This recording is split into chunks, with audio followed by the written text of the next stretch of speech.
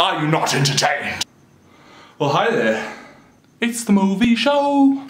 Alright. Hey, welcome to Film Dailies. I'm your host, Brodie Sexton-Clark. Let's fucking knock this thing out. We're gonna talk about Abbas Kiarostami's somewhat classic film, Life and Nothing More. Or And Life Goes On. Whatever you prefer. And Life Goes On is actually said in the film. Acclaimed auteur, visionary, brilliant, poetic, humanistic, realist, meta, director from Iran, Abbas Kiarostami. That famous for making films like Where is the Friend's House, Close Up, A Taste of Cherry, Certified Copy. It's the second part of the Koker trilogy, the first being Where is the Friend's Home, then it's this one, Life and Nothing More, and then Through the Olive Trees. Through the Olive Trees was definitely my favourite of the three. I hadn't actually seen the second one until now.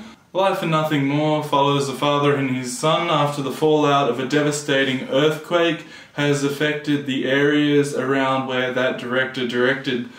In this universe, the film Where is the Friend's Home, who goes on a car trip with his son in the fallout of a large earthquake which has devastated the areas around Koker and the surrounding villages around that area. He wants to make sure that the child actor in Where is the Friend's Home is okay after the earthquake.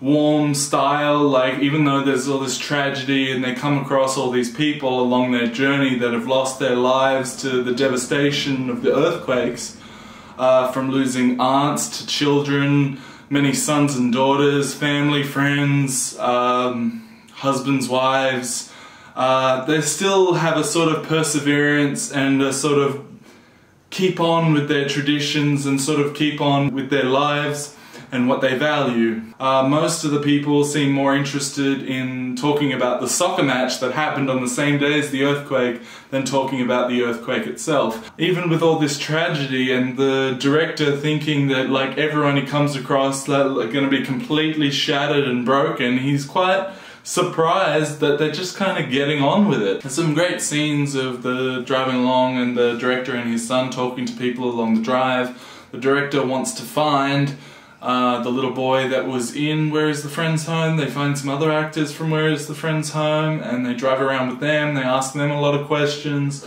A lot of people believe that this is just God's will in this world. They're just like, well, if God wants devastation and all these people to die, so be it, we'll get on, we'll move on, we still believe.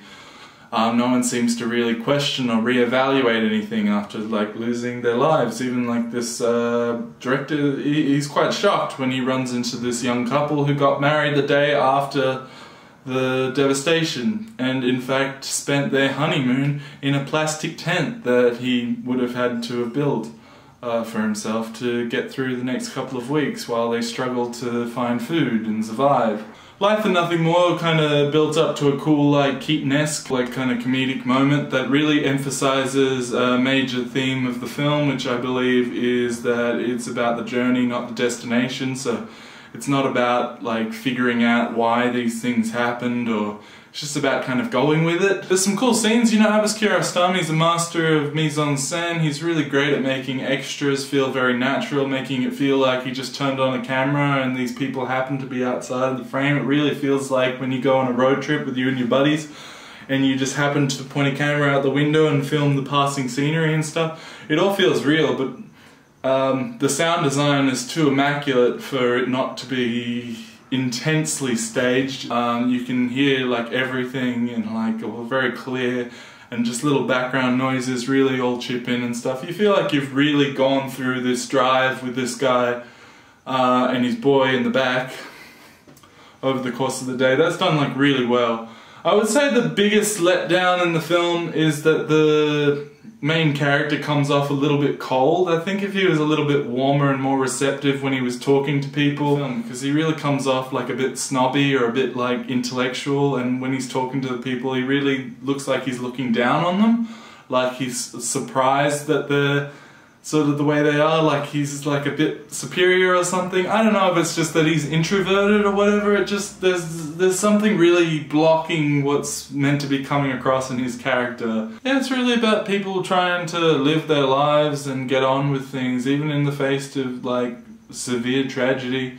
They're really just getting on with it, and they have hope, I guess, towards the future. Definitely, you would think a movie about the aftermath of an earthquake would be horrifically depressing, but it was anything but. It was really gentle and serene and nice and poetic, and it had a lot of nice touches and stuff. I just wish that the director was cast differently, maybe, but the fact that they made that director be the director of Life and Nothing More and Through the Olive Trees really works. He's actually really good in Through the Olive Trees. I just didn't like him at all in Life and Nothing More. So I think that this is the first of a huge style innovation for Abbas Kiarostami. So this was like I think this was the first of his road movies. So he made a lot of movies about people driving in cars.